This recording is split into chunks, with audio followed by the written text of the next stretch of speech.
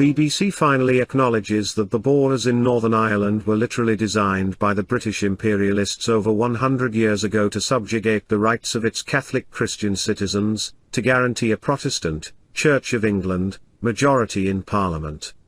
There are obvious parallels here with how the British designed the boundaries of northern and southern Nigeria to guarantee northern political domination. Last week's elections to the Northern Ireland Assembly were historic. That's because for the first time ever, the party with the largest share of votes and the largest number of seats is one in favour of Irish unification. As you can see, Sinn Féin came first both in terms of votes and seats, with 29% of the popular vote and 27 of the 90 seats in the Northern Ireland Assembly. The DUP fell back to 25 seats, that's 3 down on their 2017 result, and the Alliance Party won 17, up from 8 last time. As those results came in, the BBC's Lewis Goodall explained their significance in this clip, which has since gone viral. These elections are always important, you can tell. I get excited about them, they are extremely important. But most of them, let's be honest, in years to come, they'll probably merge into all of the others and we won't necessarily remember. This will not be the case. The 2022 Stormont elections will be historic. They already are historic. Why is that? Well, because as you can see here, they're still counting the votes, but we do have the first preference shares, and you can see this. Sinn Féin, a nationalist party, has topped the poll. That has never happened before in the 101-year history of Northern Ireland's existence. Northern Ireland was literally designed, its borders were designed so that that wouldn't happen, so that there would be an inbuilt unionist majority. And indeed, if you top up the unionist parties, they're still on top. If you put the DUP together and you put the UUP together and you put the TUV together, a relatively new party, they still have a plurality of the votes, but the fact that you have a nationalist party coming top really does transform the political landscape in Northern Ireland, not least because, theoretically, if there is going to be an executive, Sinn Féin will have the right to nominate a First Minister. And just take another step back and consider that both in the Republic, where Sinn Féin is polling at the very top of the Irish polls, many fancy the chance of nominating the next Taoiseach.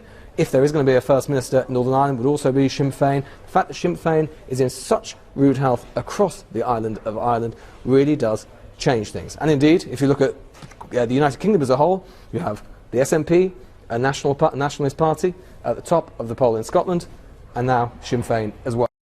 Now, to an untrained ear, that explanation might have sounded fairly anodyne, but it got 1.4 million views and over 1,000 quote tweets.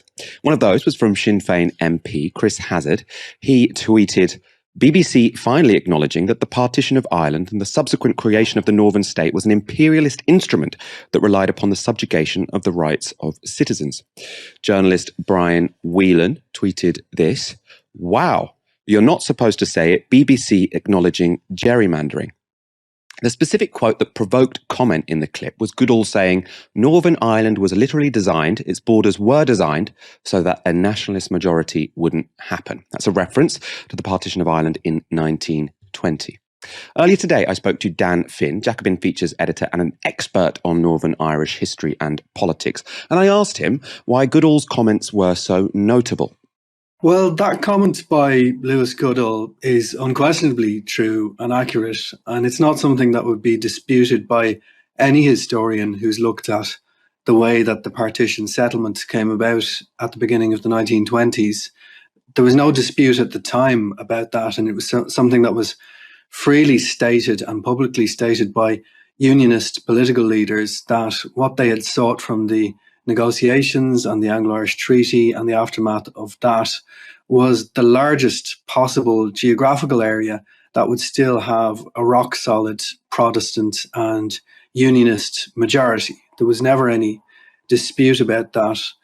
And not only was the external structure of Northern Ireland, so to speak, the way the line was drawn on the map, designed to have a permanent inbuilt unionist majority, but for the next 50 years, up until the early 1970s, the internal structure of government as well through the regional parliament was also designed to secure majority rule.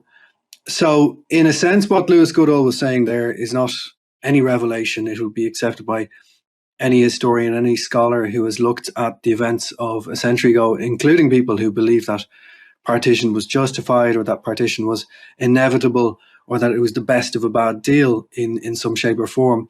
So I would say what is significant about it, especially in the current context, is that it is reminding people of the fact that the way Northern Ireland was created and constituted in the first place a century ago, it wasn't some kind of natural or organic process. It didn't stem inevitably and ineluctably from history. It was a choice that was made by political leaders and political leadership teams. The reaction on Twitter has suggested that this sort of inbuilt by design unionist majorities is somehow sinister. And I'm not saying that's not the case, but it does, I think, need some expansion, because one might assume that whenever you have partition, the border will naturally fall, so that on one side of the border you have a majority of one ethnicity or one religious group, and on the other side you have a majority of the other ethnic or religious group. The partition of India would be an example here. So it was by design that Pakistan had a Muslim majority and that India had a Hindu majority. It was because the regions which had a majority of Hindus went to India, the regions that had a majority of Muslims went to Pakistan. Is that what's happened here, or is that sort of a bad analogy to compare what happened in Ireland to the partition of India? There was no sense on the part of the British political class back then that there was a general right to self-determination. And that did certainly influence the way that Northern Ireland was set up, because even if you do accept the argument in principle that the Unionists in the Northeast had a right to decide that they should not be part of an independent Irish state, the way that the border was actually drawn meant that there was a nationalist minority inside what became Northern Ireland that was proportionately larger than would have been the Unionist minority across the whole of the island. So in the name of upholding the right of one people to self-determination, another section of the population was denied their right to self-determination. And that became the essence of the problem in Northern Ireland, that if Northern Ireland had been homogeneously Protestant and Unionist, if it had been 75, 80 or 90% Protestant and Unionist, there really would have been no effective challenge to partition over the last century. People in the South might have railed against it and regretted it and aspired to unity, but there would have been no internal challenge. But because there was this large nationalist minority, which at the time of partition was about a third of the population as a whole, they were a permanent challenge to the existence of the state. And for a long time, the polarization between Unionists and nationalists, it prevented any kind of development of normal left-right or class politics. It eventually gave rise to the conflicts of the 1970s, 80s and 90s. And since the late 90s, it has caused the British government and the Irish government as a partner in the negotiations to set up a very unusual, almost unique set of power-sharing institutions, which, going back to that comment by Lewis Goodall, while the internal structures of Northern Ireland between the 1920s and the 1970s were explicitly designed to perpetuate majority rule, since 1998, they have been equally explicitly designed to prevent majority rule.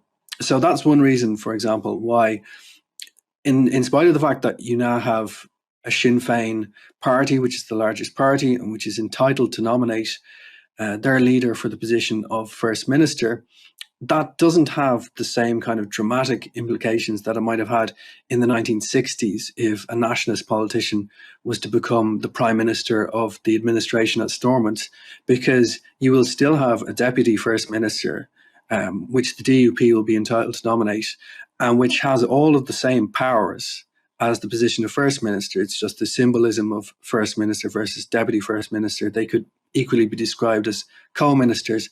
And that may have been one reason why Unionist voters resisted the appeal of the DUP in the final weeks of the campaign to rally behind them as a way of stopping Sinn Féin from becoming the largest party, because they would have recognised that while it carries a big symbolic weight of importance, it's not going to have the sort of apocalyptic consequences that the DUP were trying to invoke during their campaign. That was Daniel Finn, who ended by explaining how the constitutional setup in Northern Ireland will limit Sinn Féin's power, and that limitation will be most dramatically demonstrated if the party's leader in the north, Michelle O'Neill, is blocked from taking the position of First Minister.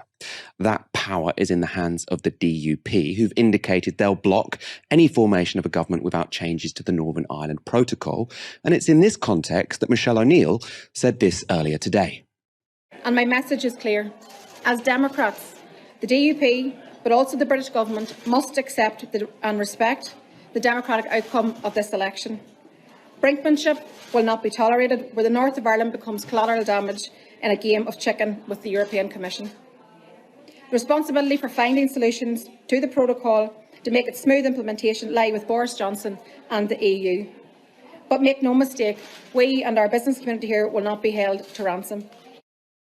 That was a pretty powerful intervention by Michelle O'Neill, and this will be an ongoing story. It's another instance of the Tories' approach to Brexit being incredibly irresponsible when it comes to Northern Irish politics.